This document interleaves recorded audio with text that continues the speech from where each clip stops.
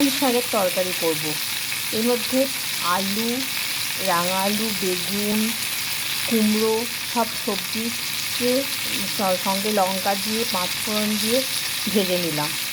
তার মধ্যে আদা বাটা, রসুন বাটা অল্প করে দিয়ে জিরে গুঁড়ো, হলুদ গুঁড়ো দিয়ে নাড়ছি।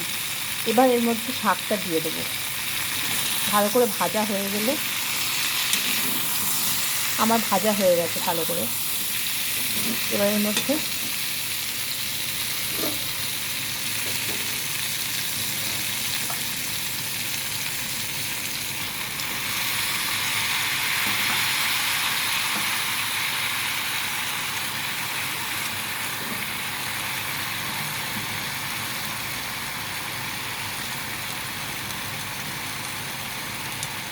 শাকটা দিয়ে ঢাকা দিয়ে দেবো।